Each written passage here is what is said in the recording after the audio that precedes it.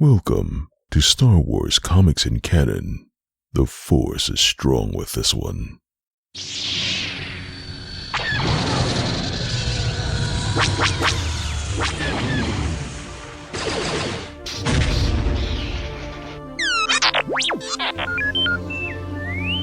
Hello there and welcome to Star Wars Comics in Canon, your guide to the wider Star Wars canon through the comic book lens. And to take you on this journey, I'm your host, Mike Burton.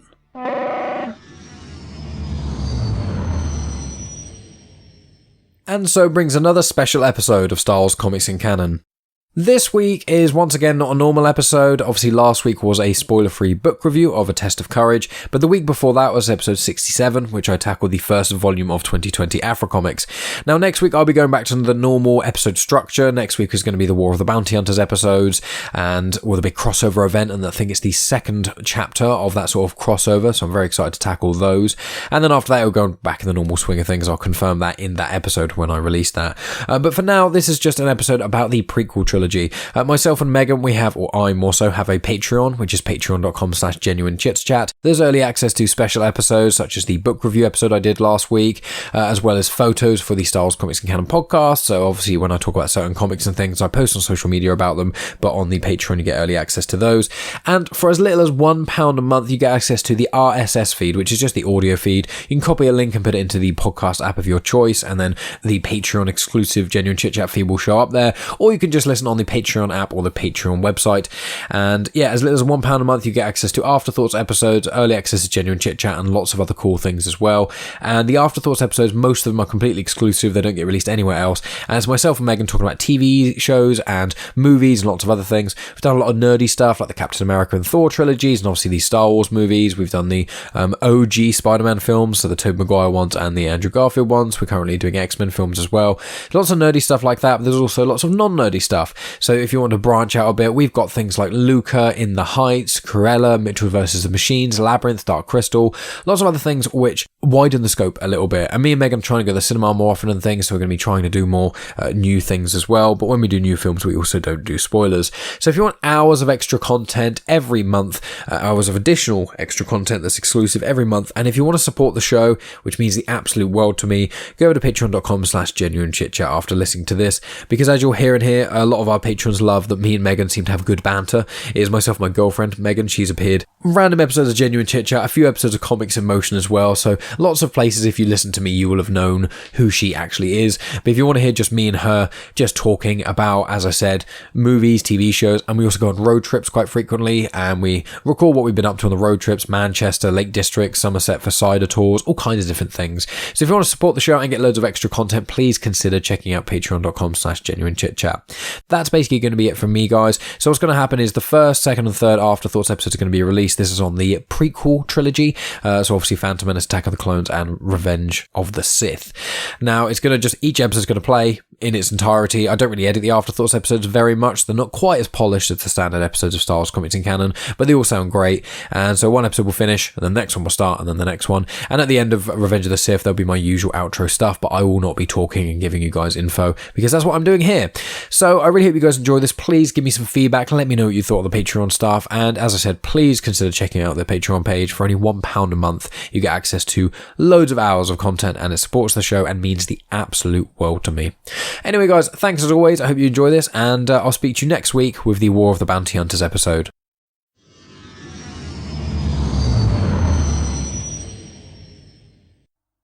And here we are. Megan loves the radio voice. We're here for another Afterthoughts, and we are tackling Star Wars The Phantom Menace. Wow, Menace. Star Wars The Phantom Menace. That's the first time I've messed up saying the title of a film so far in Afterthoughts. It's actually the secret one that no one knows about. It's a prequel to Star Wars The Phantom Menace. So we watched the prequel, which is Star Wars The Phantom Menace.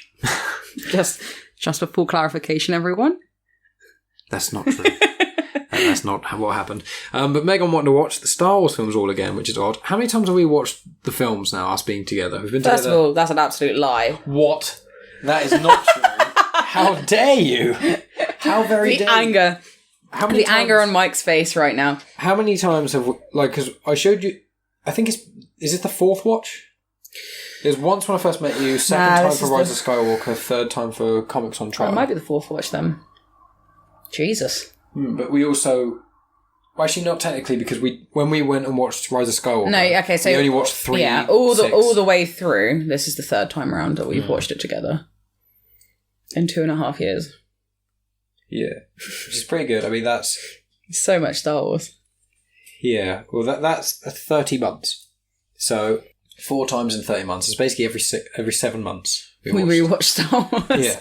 But the thing is, we've got a 4K TV because our TV died the other day. So we got a new one and it's 55 inches. All right. So there we go. Mike's like, oh, honestly, it is massive. It's so big. Like, excessively so. When I went and picked it up with my mum because she bought it for us. Well, we're giving her some money, but she bought it for us for our birthdays because obviously our TV broke.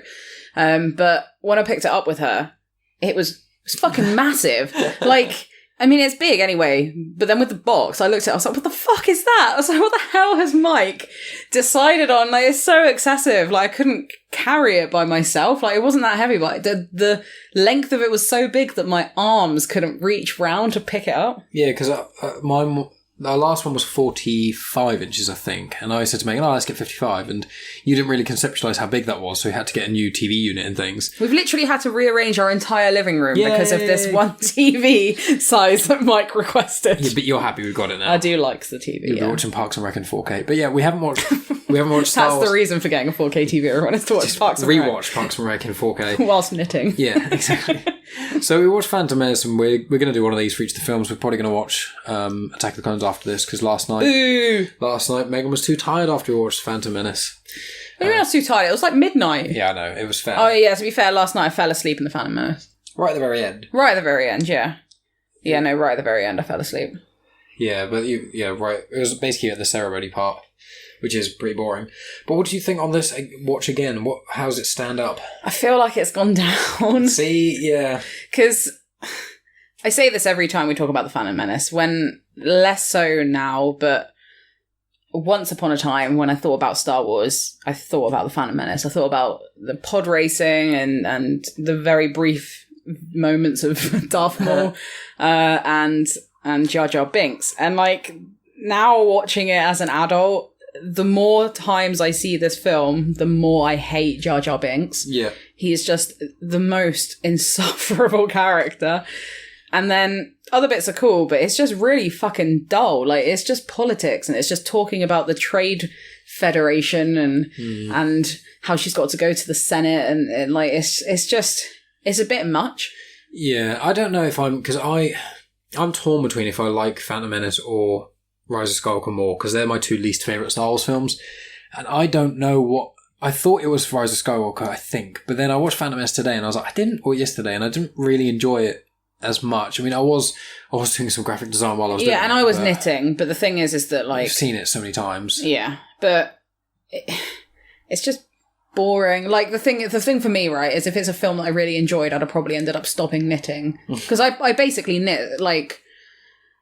It was an hour and a half that I was knitting, and then I carried on watching it, and then I started knitting again. So, like, for me, I can't have enjoyed it that much, because if it was something that I really wanted to watch or really enjoyed watching, I would have probably stopped knitting. Yeah, because we paid attention when Darth Maul and Duel of Fate starts, and Darth Maul comes out, and it's amazing. And I do love Qui-Gon. Every time he's on screen, I like it, but I do find that his impact is ruined by the amount of Jar Jar that's on screen with him at the same time, just distracting attention. It's just shit. The film would be so much better if Jar Jar wasn't in it. Mm-hmm. It's just like, there are some bits that you're like, you can par it off and you're like, okay, like, he's just goofy, like, whatever. But then there's just so many references to farts and poo. Yeah. And it's just like, for kids, yeah, they probably would find that funny. I mean, I probably found it funny when I was younger, but like, watching it, and I am not against like farts and poos. Like, sometimes it makes me laugh, but I just think in this realm it's just unnecessary. Yeah, it's just a bit jarring. It just takes you out of the film a little bit, and you're like, oh fuck, like, because obviously, like, the rest of Star Wars, like, it can be quite brutal. Like, it applies to all ages. Like, young people like it, kids like it, like, older people like it, whatever. But I just feel like the Phantom Menace with those jokes, it's just aimed at the wrong demographic, really. Yeah, George Lucas aimed too young when he was kind of sorting out Jar Jar. And it's just one of those things where it just didn't work at all. And he could have easily written it out, but they put so much money and investment into having him in it. It's just... Yeah, I didn't enjoy it as much this time. The pod racing bit, I say, is almost like our generation's Death Star run. Because it's not as good, obviously, and I'm not saying that Phantom Menace necessarily compares to New Hope in that way, but with Phantom Menace, almost everyone in our generation who's our age, who's born in like the 90s, remembers they've seen Phantom Menace, or they've seen Star Wars, and they remember Darth Maul and the pod racing. That's the main pod racing. thing. I like, because I remember my brother used to have a game. We played it at someone's house, and you got to do the pod racing, and then he saved up to buy the game, and then we had it at home. It's a very popular game. It's very good. I don't know. It's just... I also, just going with Jar Jar again, it just pisses me off, because he's this just bumbling buffoon for the entire film, and then he does one minor good thing at the end, and he becomes a general. And then he's at the front, and he's like telling people to steady. And I'm like, who the fuck are you telling? You're like the clumsiest person in the world, and you're telling people to steady? Unless I am being racist, and that is a different character, because they're all Gungans. But like... No, that is... I'm pretty sure it is Jar Jar. It is Jar Jar, yeah. But it's just like, why is he telling people to steady? He literally has done nothing apart from be an idiot. Well, he also got exiled for being clumsy, that's what he calls it. And then he becomes a general, and then he's there telling everyone to calm down, and then like 5 minutes later he releases all of these like orb things by accident, and granted, yes, his clumsiness did something in their favour, but it's just like, come on. Yeah, well, there is that theory, which has got a weird amount of grounding to it, which I don't know if I necessarily subscribe to. Darth Binkus. Yeah, it's the idea that the way Yoda was in Empire Strikes Back, that sort of weirdness, like it was that sort of idea, and I think what happened was Jar Jar's meant to have a lot more lines and a lot more stuff in Attack of the Clones, because of the backlash they rewrote some of the stuff. And there's thoughts that he may have been he may have been working with Palpatine the whole time or something like that. It's just so far-fetched. That's the problem. It's a bit too much of a stretch, and it doesn't work enough. He goes too far, and it wouldn't be as satisfying. It would just be like such a turn for the sake of turning, and I don't think it would work. And I think George Lucas realised that, to be fair, and I think Attack of the Clones is better than Phantom Menace. Well, we'll find out, because at the moment Attack of the Clones is my least favourite movie. Just because... like everything with Adme. I've coined it, everyone. It's Adme. With Padme and Anakin. It's just shit. All of it is shit. And Padme pisses me off because she's leading him on, and she's like, oh, I can't be near you, and I can't be with you, but let me wear this incredibly provocative outfit. And like, it's just creepy. Like, Anakin is just creepy. He is very much. I understand the angle they were going for with the whole he's not really seen a woman. We're going to in here because of course, yeah. We'll do all of this. That's true. In the next one. with Phantom Menace, I think Phantom Menace is probably my least favourite Star Wars film. Then probably Rise of Skywalker. I do actually still really like Attack of the Clones. The Padme and Anakin stuff is very flawed, but I just remember when I was younger, I had it on VHS along with the original trilogy and Phantom Menace, but then I got Revenge of the Sith on DVD. But I remember watching Attack of the Clones, and I used to fast forward the bits with Anakin and Padme so much that it would actually, on the tape, it would go a little bit fuzzy. You know how tapes used to go at certain points if you didn't fast forward past that part, if I decided to watch it all, because so frequently I would fast forward at the same point. Because it was just, I'd love the film, but I'd love like Obi-Wan on Kamino and finding out about the clone army and like tracking down Count Dooku, and then the end I stand by is so cool. Yeah, I mean there are good bits, but we'll go into Attack of the Clones after. Yeah, but Phantom Menace, I still think it's probably the worst of the... I need to rewatch them all to be able to give a like proper analysis of my ratings of the Star Wars films. I am not very good at remembering what happens in each of them. I'm not very good at remembering films in general, so... At the end, we'll have to compile them all. Yeah, I remember the first time that we watched it through, we had them all on DVD, and I put them into order, looking at the pictures. So I might have to do that again. I think I'm better at visualising it with the actual pictures. Because I also can't remember the names of the films. Yeah, you're not I'm better at remembering... The numbers. So, like, 5-1, and then, obviously. But, yeah. But also, just lining back with the characters and stuff, I wanted to ask about, like, young Anakin and Qui-Gon. They're the two of the sort of main parts of the film. What was... With Qui-Gon, what do you actually think of Qui-Gon? I know he's not actually in the... He's barely in it. Like, he's alright. I don't mind Qui-Gon. I mean, I think the kid got quite a bad rap, didn't he, for this film? I don't have a problem with young Anakin. I don't think he's bad. No, I've never had the problem with Anakin that everyone else has had. I don't have any issues with him, apart from he's a bit cocky. I think he does the character well. I think he becomes... But then, Anakin is cocky, isn't he? So... Yeah, I think you just think of him almost like if Luke was 10 years younger than what he was, and then you hope that's Anakin. It's like, that's pretty similar. My only thing is that when Qui-Gon's like, you can come with us and we're going to train you to become a Jedi, blah, blah, blah, blah, blah. And he's like, Mum, can I go? And then he just starts fucking off and packing up. Like, but I guess he doesn't realise that his mum's not going either. But he's just like, Mum, can I go? Can I just abandon you? Can I leave? Yeah, it's a pretty weird and then thing. he doesn't see her for fucking years. And then... Yeah, it's 10 years, I think. Between. But I suppose that's because he's training. Yeah, there are things the film could have done better, but I think the most of the problems with it is Jar Jar. He just ruins certain moods and types. There's a part of the politics does go on for too long and it's kind of bland, and there are certain things that just drag a bit. But I think the whole film, it does even out to be okay, and it is good. It's just that the Jar Jar bits become, especially as you get older, so unbearable. If you can't, some people can't get over that, and I completely understand that. That's the kind of argument I was making. He is incredibly annoying. He is just so jarring, Jar Jar jarring. Jarring. He's jarring. But yeah, that is the main crux of the film. But what would you give it out of 10 then? What's the sort of... I find it difficult to rate it because it's going to change once I've watched the other films.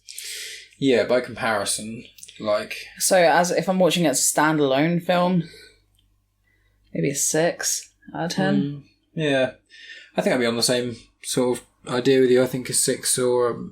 I think a 7 is a bit of a push. Yeah, that's what I feel. I think a 6 is like, yeah, it is good, it's pretty flawed, but it is a fairly good watch. It's alright. If you want. It adds a lot to the saga, I find it does. But anyway, that was our sort of thing. There's no point recommending that to people because it's such a saga film. But actually, I would say, do you think for people now, would you recommend them watching episode 1 or episode 4 first?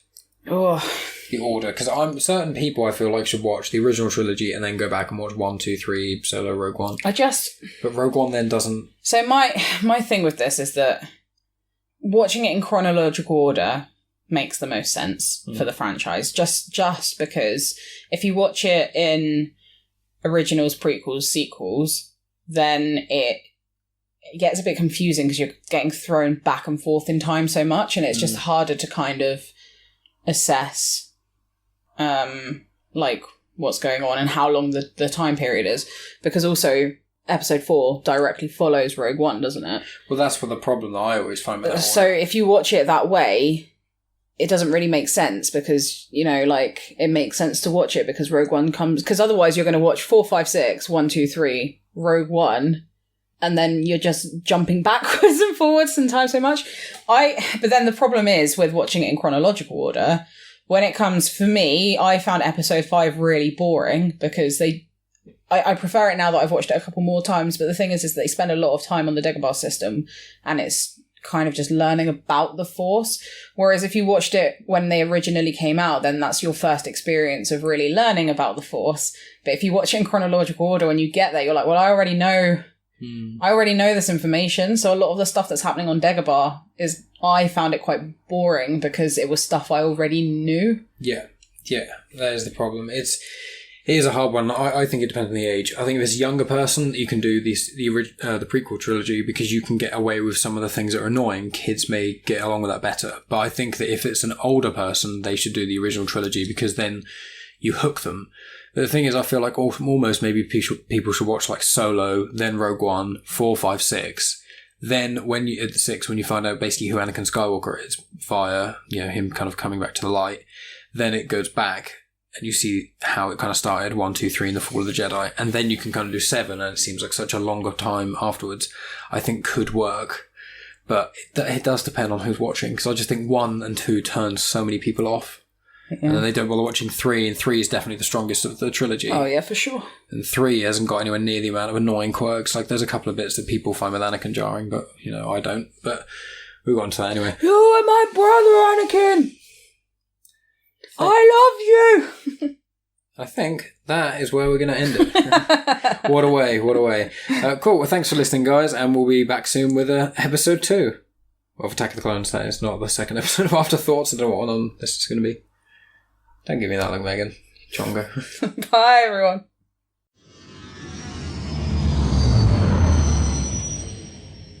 And so we're back for another Afterthoughts, and this time we are tackling Megan's favourite Star Wars movie, Attack of the Clones. Don't you just love it, Megan? I hate it less. You hate it less this time? Yeah, I mean... How many watches now? 3. I think I've seen this film 3 times now. I think, yeah, it is... It gets better when I watch it. I think I find that all of the crap with Padme and Anakin, after a while, like, you just kind of zone it out. You should become numb to it. Yeah, it's just... I also don't know whether... I hate it less because I was knitting whilst I was watching it. So, like, well, I mean, I did it with The Phantom Menace yesterday, although I found Jar Jar more annoying. So, but... Not yesterday, the day before, anyway. But, yeah, I don't know. I don't dislike it as much as I did the first time I watched it. Although I still hate everything to do with Padme and Anakin, just because I find it dull. It is very dull and it's kind of poorly written. But that's the problem, because it is poorly written. So the thing is that every time I watch this film and any time it comes up, my point is, and I say the exact same thing, so Mike's probably like, here we go again. It's just that it is really shittily written. Like, the thing is that I know that Ewan McGregor is a good actor, and like, I like Ewan McGregor, and I just don't think he's as good in this film, and it's not because he's a shit actor, it's because the writing is crap. And like, now that I've watched it again, I don't think, like, Obi-Wan's character is as bad as I once thought it was. I think just because I hated everything else in the film so much, it made me just despise everything. But like, it's just, like, Padme and Anakin have zero chemistry. It's just really frustrating to watch. You're just like, I don't understand this dynamic whatsoever. Yeah, it does. In Clone Wars, it definitely gives a lot more value to it. So when I look at it now, for sure. I try and look at it in the lens of, and this is obviously me trying to kind of justify reading for it being bad, and it doesn't justify it because the love scenes are really bland. When I was a kid, I used to watch this video on VHS. I've probably seen this film more times than any other film, but I used to always fast forward through the Padme and Anakin bits just to get to the sort of good bits of Obi-Wan. And obviously, the end is amazing, but Padme and Anakin bits is the script. I mean, I know Hayden Christensen's performance is not amazing, let's give that, and I think if you had a better actor, he could probably have done a better job. Yeah, probably. But the problem is that because the original Star Wars trilogy was so successful and all the franchising and everything else came with it, when George Lucas went to write this, he didn't have anyone telling him no. Because obviously he made the first Star Wars film, as in A New Hope, by himself, relatively. Obviously there's a big team behind him and they all did a cracking job, but he wrote it and directed it. But the fifth one, I think, is directed by Lawrence Kasdan, and the sixth one, I think, is directed by someone else whose name I forget, which is pretty bad. But they had those people to kind of direct it as much. Yeah. And you hear the actors like Harrison Ford and Mark Hamill saying, in the original trilogy, there's some lines that they just would not say. They literally, there's an interview of Mark Hamill on YouTube, and he literally says, George asked me to say this line, and it is so bad that I just refuse to say it, and it's not in the film. Yeah, I just wish that people had, like, kind of been like, mate, your script is shit. Because the thing is that, like you said, watching the Clone Wars series, you do see that relationship, like, Blossom, I guess? Blossom, and you see more of a chemistry, but they hadn't written the Clone Wars series at this point, No. so they shouldn't have to have a series to emphasize what happened in the film.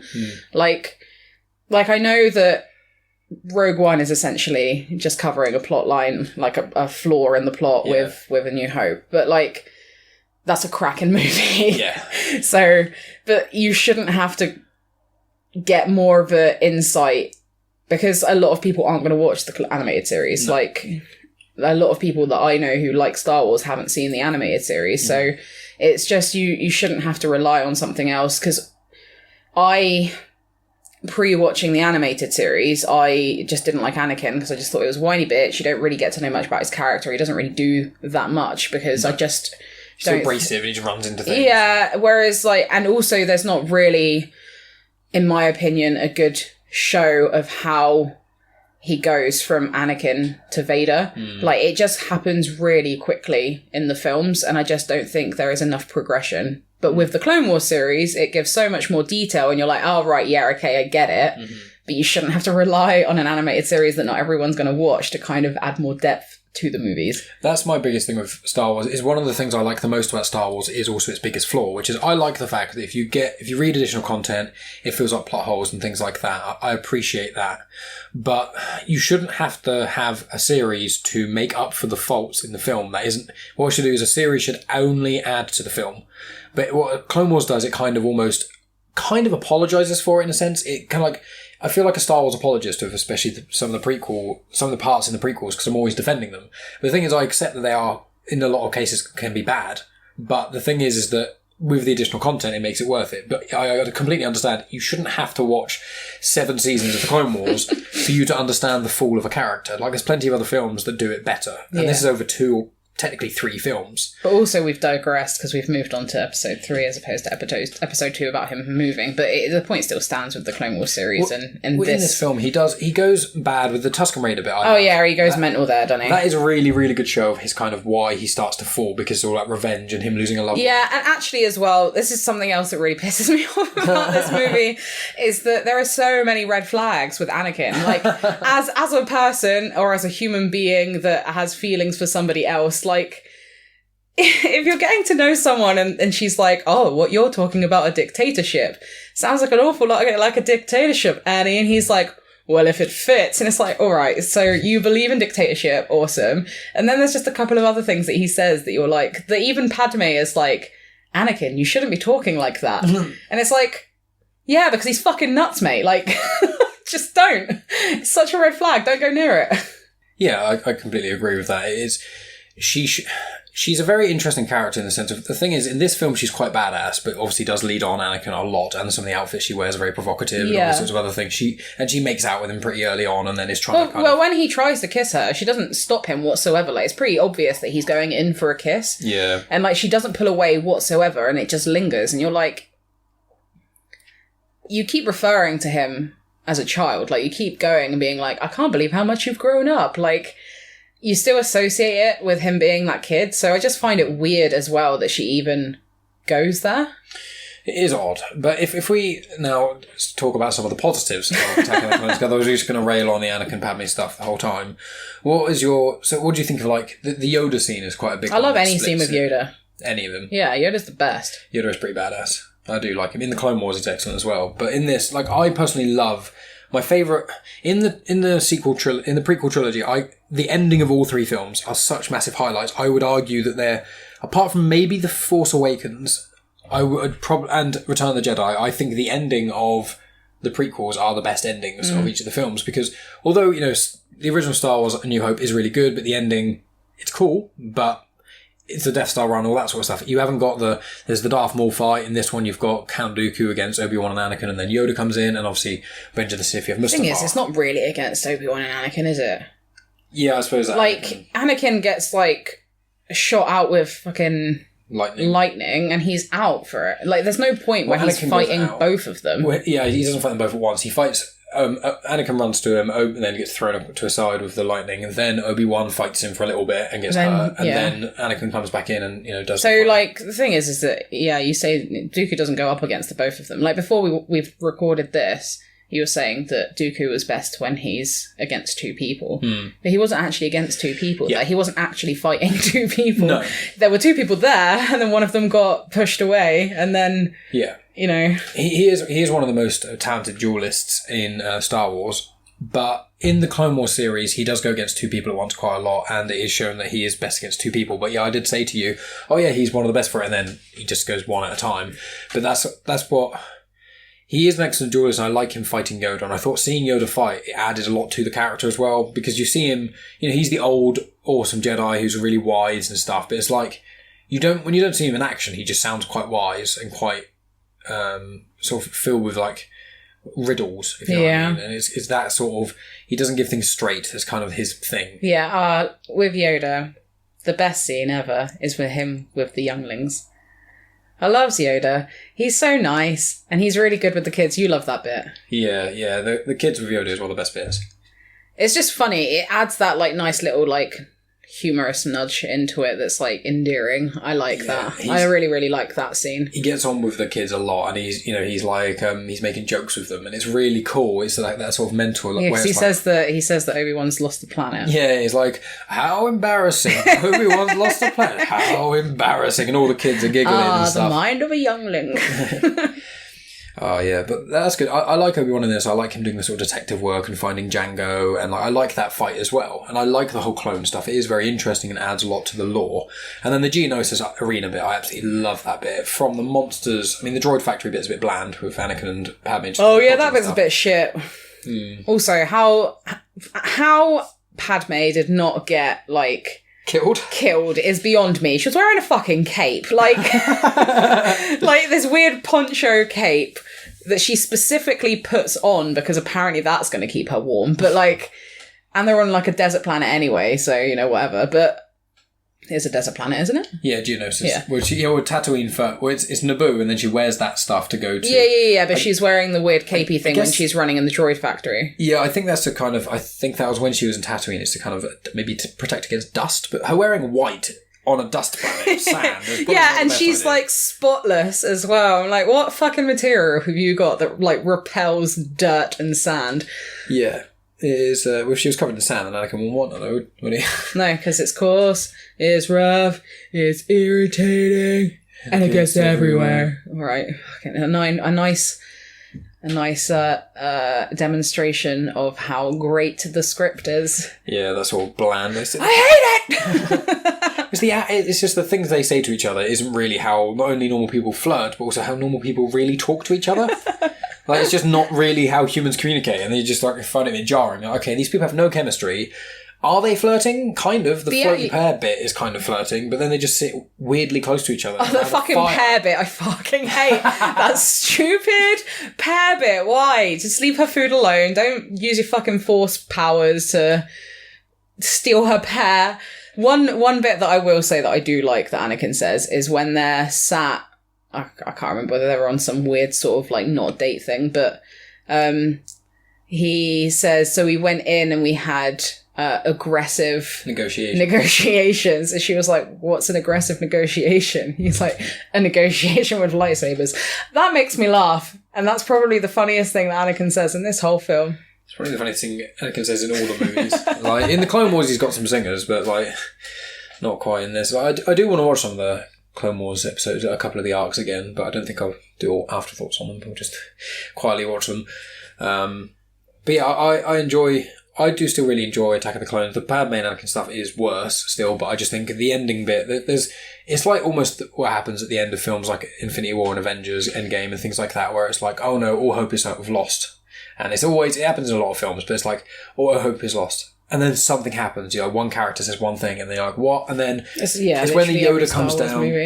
When Yoda comes down with all the clones and they're in the arena and there's the big battle and it all fights, it's just like, haven't really seen that in Star Wars. Like you get a few rebels and a few stormtroopers fighting in the original trilogy, and you get the Naboo fight, which is just like CGI Gungans against CGI droids, which is all right, but obviously Jar Jar kind of ruins the pacing a bit. But when Jar Jar just ruins everything. But when you've got the clones, even though it's all CGI still, I think the action is so much more intense and it is a lot more warlike, and you kind of feel like, oh my god, like shit is going down. As opposed to the Gungan stuff is like, Yeah. Yeah. So what's your rating as 10 then? So I was thinking about this while you were talking because I knew that this question was going to come up. And I actually think that... So I rated The Phantom Menace a 6. Yeah. I actually think I prefer this film. Oh, wow, okay. So I think I'm going to give it a 6.5 for now. They might get changed after we continue watching the different Star Wars movies, but I'm going to give this a 6.5. I actually think I've been turned. I think there are... My main issue with this film is just everything to do with Anakin and Padme, which like is a great portion of the movie, but there's so much other stuff that goes on that is actually quite interesting. Whereas in The Phantom Menace, like, it's a slog. Obviously everything is Jar Jar and I hate Jar Jar. And then a lot of it is to do with politics, and I don't like politics and I don't really fully understand it. I just find it quite confusing. So I think although I dislike the Anakin and Padme more, I think there are more things that I enjoy about episode 2 than there are to episode 1. That's how I feel about it. I feel like in episode 2, the only really bad bits are the bits of Anakin and Padme, which are in the middle, and although they are annoying, they are sprinkled in between the Obi-Wan. Yeah, there's not massive stuff, chunks which is cool. of it, yeah. And then when it's over, when they get to the droid factory, which really, when he gets to Tatooine, and when he starts going and finding his mum, from there, really, it does ease off a little. Apart from there's a little bit in Geonosis when they just go in the arena and they say they love each other and kiss. Aside from that part and the very end, there's not really that much else, whereas Jar Jar is quite consistently in it a lot, and he actively ruins a scene. He just ruins everything. He, like, ruins conversations, whereas, like, Anakin and Padme, you're just kind of watching it, and it's just Anakin and Padme don't really have much conversation, No. so... Yeah, no, I think I prefer Attack of the Clones, so I'm going to give it a 6.5. That's cool. I'm going to give it sort of the true rating is like, I think a 7.5. I think that's what it kind of deserves. Maybe a higher, like a 7.7 or something. But for me personally, it's actually an 8. Oh my God. I really, really like this film, and I find the Anakin Padme bits are annoying, but they don't bother me as much, and the rest of the film is so good, and the ending is amazing. So for me, it is, 7.5 kind of correctly, 8. So out of these two so far, we've got Phantom Menace at the bottom for both of us, and currently Attack of the Clones at the top. So on to Revenge of the Sith next, which is maybe it's not gonna to show be, my it's cards. gonna be, I'm going to give it like a 10. No, it's not quite that good. But like, I love Revenge of the Sith. It's probably my favourite Star Wars film. Yo, my brother Anakin! Starting this watch at the moment is episode 3 is my favourite, and then episode 6, and then probably episode 5, and then Rogue One and Force Awakens. I think that's generally my favourites for me. What are yours sort of going into this? I honestly can't remember. I think 6 was your favourite, and Rogue One. I think those two are quite high up for you. Yeah, I genuinely don't know. I find it really difficult to remember everything, so... This would be a good way to I remember specific bits and quotes, like the ones that get stuck in my head a lot. So much like you and my brother Anakin, that gets stuck in my head. Well, they're always to do with Obi-Wan. Well, you must go to the Dagobah system. You must go find Yoda. You like the bit in Force Awakens, though, don't you? Or Finn. Oh, why does everyone want to go back to Jakku? Whenever anyone mentions any planet in Star Wars, Megan says that, and then when we watch The Force Awakens and anyone says the word Jakku, she always yells it. It just makes me laugh. I don't know why that line just makes me laugh. It gets stuck in my head so frequently. I think it's stuck in my head more than I think you realise. Like, I don't say it out loud every time I think about it. Oh no, I think with Finn and Poe in Force Awakens, I will talk about it when we see it, but I love them in the TIE Fighter, and they're like having like a bromance. I wish they get together. Like, that is in my headcanon. Right, Mike, we can leave that for later on. Yeah, I'm getting ahead of myself. But yeah, guys, thank you as always for listening to Afterthoughts. It's been fun, and we'll get on to Revenge of the Sith soon. Bye. See ya. Well, I won't, but...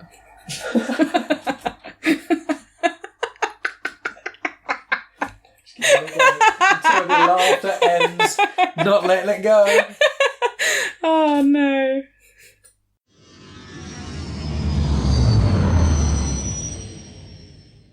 And so we're here for another episode of Afterthoughts, and this time it's episode 3, Revenge of the Sith, and obviously I'm talking about Star Wars. And I personally think that this is the strongest of the prequel trilogy. Megan, what do you think? I agree. Cool, well guys, that was Afterthoughts. I think we already made that joke once. Yeah. You give me that look. Yeah, I know we have. It's classic. It is a classic joke. The people want to hear it. Yeah. Every time they listen to a podcast of yours, they're like, I wish they say that thing. Yeah, that is waiting for it. Catchphrases on Genuine Chit-Chat. I can't even remember what it is. Ouch. That is terrible. Well, anyway, moving swiftly on. So, episode 3, Revenge of the Sith. How do you sort of rank it against the other 3 in general, and against a lot of the rest of the films, do you think? I much prefer this one. Mm-hmm. Like, Anakin's less of a whiny bitch in it. Mm-hmm. Like, he's still he turns to the dark side, doesn't he? So it's quite whiny. I think he's whiny. He's not whiny, but he's less insufferable in this movie. I much prefer him to in episode 2. Yeah, I think he grows into it a lot more. I don't think there's any ultimately cringy scenes. There are some scenes that people still think aren't done well, but I do still really enjoy his portrayal. I still think it's very emotional at the right times. Yeah. Just in general, I prefer it. I mean, Padme becomes a bit of a, doormat, but... Yeah, she becomes bland. She does become quite bland. She's all about Anakin. Yeah, from the last film, she was just she's so badass, and in this she isn't. But in the Clone Wars, she is badass. But then obviously she's pregnant, so I guess... Yeah. That's the reason. Yeah, no, I like this movie. So what do you think of the start of it then? Of the 3 films, so the first one started with Obi-Wan and Qui-Gon on that Trade Federation ship. Episode 2 started with Anakin and Obi-Wan meeting Padme, wasn't it? I don't know. I should know this because I've seen the film so many times. I don't know why you're asking me to tell you what happened. No, but I was thinking, the start of this film, a lot of people really enjoy all the fighter ships things, and then the whole first act is on sort of the Invisible Hand, General Grievous' ship. Yeah. So, what do you think of how does it go for you? Are there any negative parts along the way? Because obviously, when we spoke about episode 2 and 1, there's certain parts that are quite jarring and quite it takes me out of it. I don't really think there are any bits that I find irritating per se.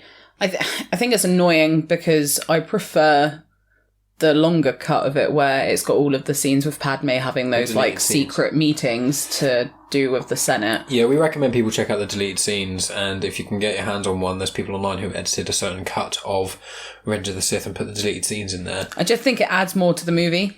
It's annoying you can't just turn on an option to watch the film with deleted scenes. Like, it's so annoying that's not just an option on Disney+. Yeah, it was irritating yesterday because I remember asking you whether if this was the one with the scenes, and I was annoyed that it wasn't. I much prefer it. It gives more, like, kind of...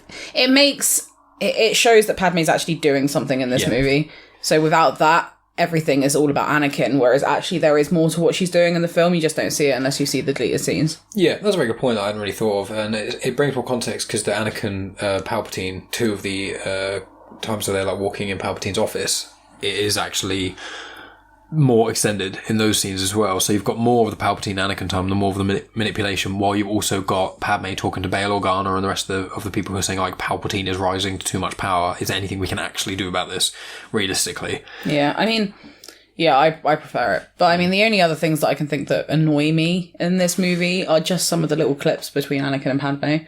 Yeah. It's the same things again, like he'll literally turn up and be there for all of 5 seconds. They'll have the shortest conversation ever, and he's like, "Oh, I'm fucking off to Mustafar now. See you later." And I know that it's him turning to the dark side and becoming Vader and whatever, but like, he just turns so quickly in this film. Yeah. There are just bits where you're like even the bit with Dooku, like he knows that he shouldn't do it, but he just does it because he's been like manipulated or whatever. But it's just. There was no reasoning for him. I feel like when he kills the younglings, that scene where it is brutal and the lightsaber ignites and he's got like a thing, I feel like what they should have done there is after he did that, he'd be in the room and you wouldn't need to see the corpses or anything because I think that'd be too much. But like if you wouldn't need to see it, he could go into another room and just kind of cut by himself. You can hear like shooting and screaming going on in the background. He's just in a room by himself and he just kind of is crying. But I guess like, this screams and then like everything like gets destroyed around him. Yeah, like I feel like that may or may not. But the thing is that at this point he's already turned. Like he's already killed Mace Windu at this point. Yeah, but killing Mace Windu compared to who's attacking your. No, I know, but what I'm saying is that he's become Vader by that point. He's not Anakin anymore. Whereas when he kills Windu, you're just like, mate, like you didn't need to do that. You've already like cut his hands off. Like you literally went to him and said, "Oh, he's a Sith Lord." I'm telling him, like I'm giving it up. Yeah. And then because he didn't get to go with them, he got in a hissy fit and then came back and just believed what Palpatine was saying. It just suddenly happens. And I hate that scene as well because that's when Kit Fisto dies. And I love him. Yeah, I know you do hate that scene. The thing is, I like that scene because I think him brooding and the music's pretty ominous and him staring out and like a tear runs down him and he's looking out and you can see Padme as well. Like that scene I like, and I think it does make it more impactful. And when he goes to Mace Windu, the thing that's hard to differentiate is the amount that we've seen Palpatine do, like all the stabbing and killing and like mental lightning stuff. When Mace Windu is there with Anakin, the problem I have, the biggest issue, is that you then see Palpatine using lightning against Mace Windu constantly until he's like dying almost. And it's like, why does he continue to do that? Because he does it in like all the films. But also, when Anakin's there, surely that would be the time to stop. Like, if Anakin's seeing this guy who's talking about saving your wife, shooting lightning out of his fingers at a Jedi, it's just like, you just watched Count Dooku do that several years ago, and in the Clone Wars you've seen him doing it recently. It's just his need, isn't it? He's so desperate to not lose Padme. It's the ridiculous protectiveness that he has of her. It's the obsession. It's the obsession. Everything that he wants is just to protect her, but what he's actually doing is just he wants to own her, essentially. I mean, he just ends up killing her. It's just like, mate, if you just eased up a bit, stop being so fucking needy, you'd be fine and you'd have twins. Yeah, there's some really nice fan art that's actually quite upsetting to see online, where you see like Obi-Wan and Anakin and Padme together with the twins growing up. And it's like, I'd like to see Marvel doing this What If series, and I think it's just about the MCU, but I would love to see a couple of Star Wars ones.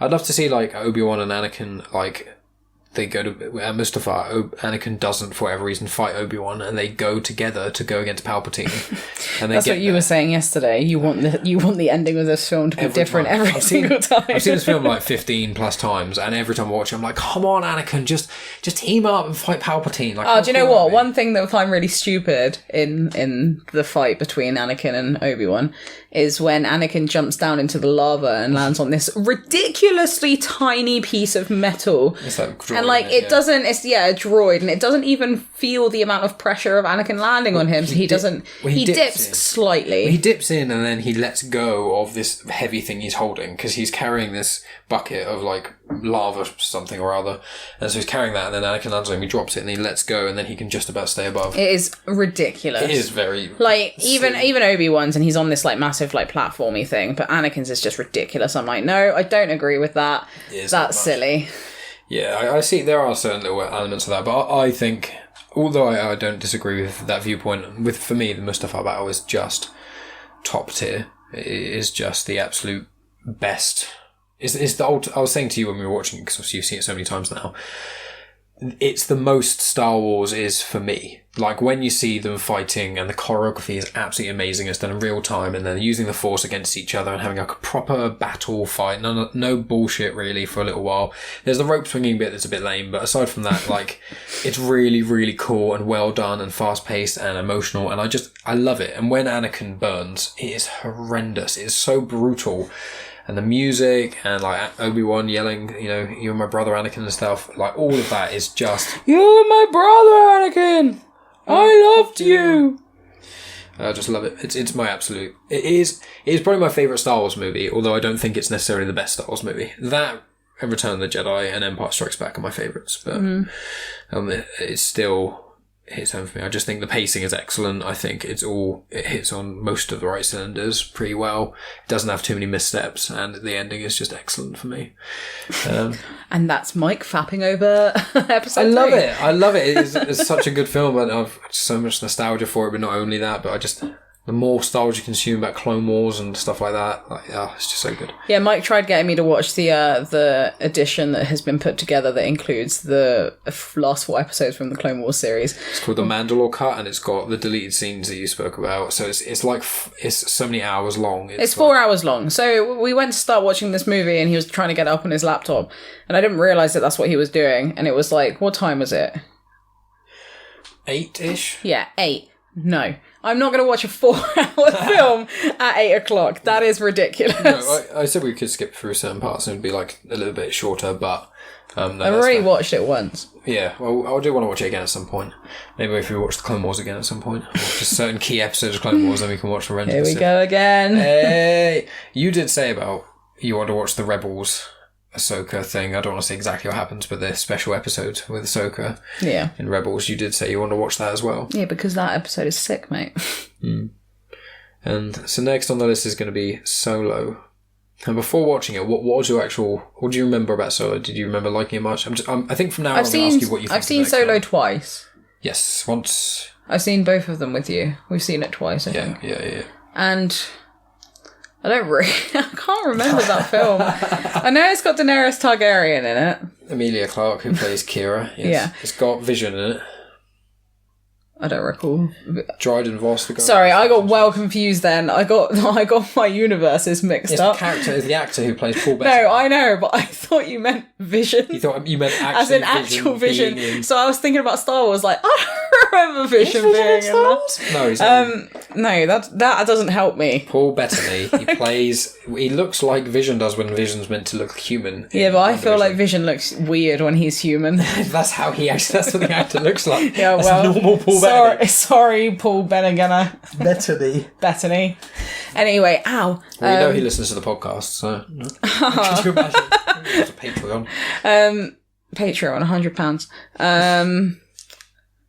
What the question? What can I remember from Solo? So, or do you not necessarily what you remember, but do you remember liking it, or how well you thought it was? I remember enjoying it. I remember liking the bits with Han and Chewie when they first meet and stuff. Yeah, I love it. Just because that's the truest love of all time.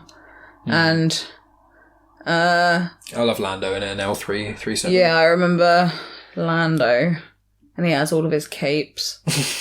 I just remember... I honestly don't really remember that much, apart from the girl at the end. I know what happens with her. Yeah, the more I watch it, the more I like it. she But just disappeared. it's still sort of mid to low range for me, just because even though films like...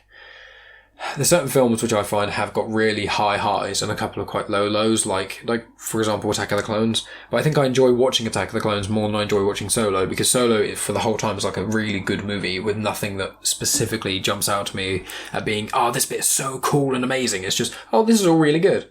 Whereas with Attack of the Clones, this bit's a bit crap. It's like, but this bit's fucking awesome. This bit's fucking awesome. Why did you whisper? I love it. It's for dramatic effect. Whispering.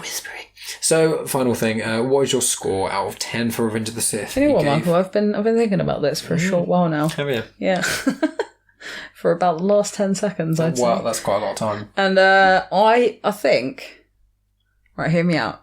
I think I'm going to give it a 7.5. Oh. Yeah. It's quite a bold statement. It's quite nice.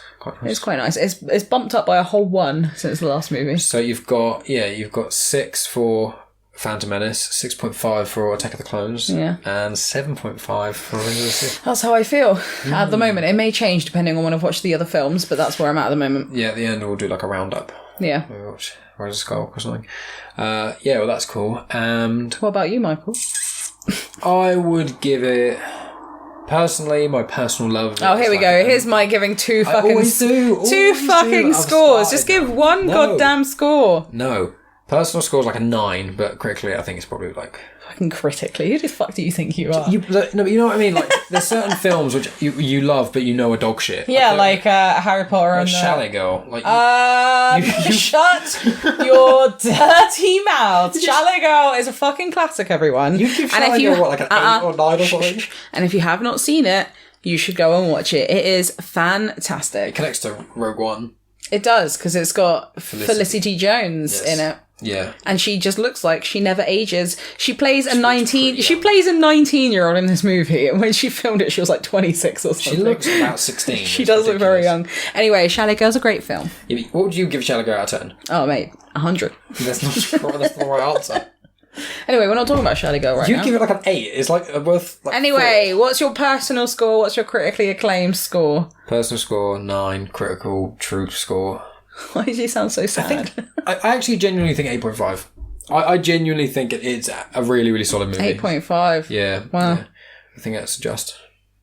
So there you go, guys. That's our rambling mess of a review of Revenge of the Sith with Chalet Girl featuring in there. I would say let's do it again in the future, but I really did not like Chalet Girl, and I don't want to. And we are going to watch it in the future. Oh God, no! I can't wait. Oh, you said it was my evening this evening. Oh, I'm not watching Chalet Girl tonight. No, we won't watch Chalet Girl tonight anyway. Absolutely not. Cool. Well, thanks, guys. Bye.